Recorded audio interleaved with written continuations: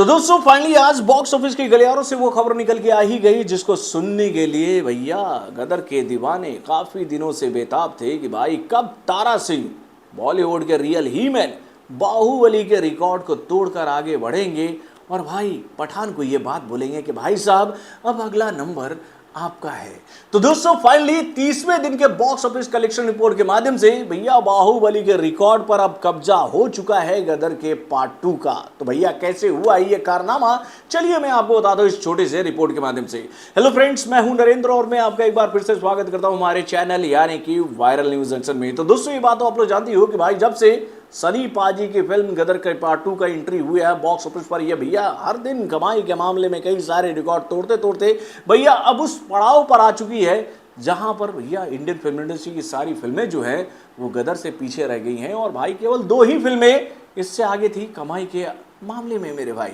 यानी कि भैया एक फिल्म थी बाहुबली का पार्ट 2 जिसने भैया हिंदी लैंग्वेज के माध्यम से भैया 510 करोड़ 99 लाख रुपए का बिजनेस किया था और उसके बाद भैया इससे जो आगे फिल्म है वो फिल्म है भैया पठान जिसने 524 करोड़ से ज्यादा का बिजनेस हिंदी लैंग्वेज के माध्यम से नेट कलेक्शन में किया है मेरे भाई। तो दोस्तों यही सवाल 3 दिनों से घूम रहा था हर एक सोशल मीडिया प्लेटफॉर्म पर कि भैया गदर का पार्ट 2 कब 510 करोड़ 99 लाख रुपए के आंकड़े को पार करके बाहुबली को कमाई के मामले में पीछे छोड़ेगी। तो भाई थोड़ा थोड़ा का जंग चल रहा था अभी पिछले 2 दिनों से, यानी कि लोग यही बात कह रहे थे कि अगर और थोड़ा सा कलेक्शन मिल गया होता गदर के पार्ट 2 को तो भैया 28वें दिन ही ये रिकॉर्ड भाई सनी पाजी के नाम होता। और कई लोग तो भैया गदर के पार्ट 2 को लेकर ये बात कह रहे थे कि भैया अगर जवान की वजह से इस फिल्म का स्क्रीन काउंट पूरे इंडिया में कम नहीं होता तो भैया ये रिकॉर्ड जो है ना वो पहले ही टूट गया होता। और भाई कई लोग तो ये भी बात कह रहे थे कि भाई जब गदर के पार्ट 2 की एंट्री हुई थी बॉक्स ऑफिस पर इस फिल्म का मुकाबला 4-5 फिल्मों से बॉक्स ऑफिस पर नहीं होता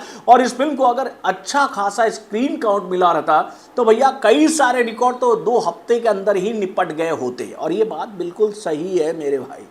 बिल्कुल सही है। अब देखिए ना कुछ लोगों के कमेंट मैंने पढ़े थे जो लोग भैया गदर के पार्ट 2 के रिकॉर्ड्स को देखने के बाद ये बात कह रहे थे कि देखो ऐसा है कि भाई गदर का पार्ट 2 जब तक बाहुबली के पार्ट 2 के रिकॉर्ड को तोड़ेगा उसके बाद भैया पठान के रिकॉर्ड की बराबरी करने की कोशिश करेगा, तब तक जवान जो है वो सबको पीछे छोड़ते हुए गदर को एक और चुनौती दे देगा कि भैया दम है तो आओ इस रिकॉर्ड को तोड़कर दिखाओ। तो भैया ऐसे लोगों को मैं एक सच्चाई से रूबरू कराना चाहूंगा कि भाई जवान कितनी सारी फिल्मों के साथ बॉक्स ऑफिस पर इस वक्त मुकाबला कर रही है।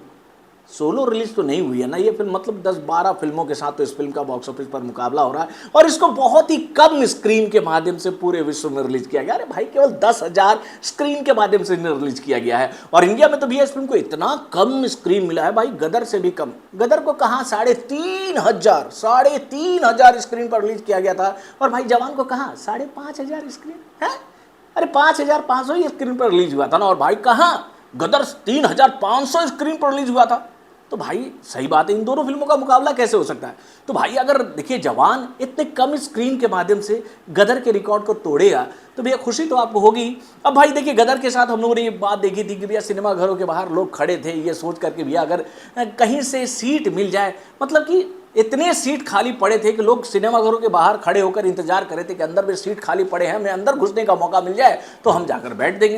जाएंगे और वहां पर भैया फिल्म देख लेंगे। लेकिन क्या कहें भैया जो सिनेमा घर के जो कर्मचारी थे ना वो लोगों को अंदर जाने ही नहीं दे रहे थे कि नहीं हम खाली सीट जो पड़े हैं ना उनको गंदा होने नहीं देंगे और साफ सुथरा रखेंगे, उस पर हम बैठने किसी को नहीं देंगे।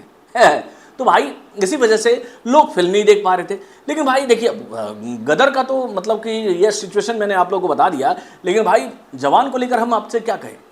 जवान को लेकर कि भैया जवान में तो ऐसा सिचुएशन बना हुआ है कि लोगों को पकड़ पकड़ कर ले जाया जा रहा है कि देखो भाई अंदर में जाकर खुद के लिए जगह बना लो। देखो फैक्ट है, फैक्ट को कोई झुटला नहीं सकता है। गदर को लेकर यह बात बिल्कुल क्लियर है कि अगर वो फिल्म गलती से सोलो रिलीज हुई होती और अगर उस फिल्म को इंडिया से 5,000 स्क्रीन मिले रहते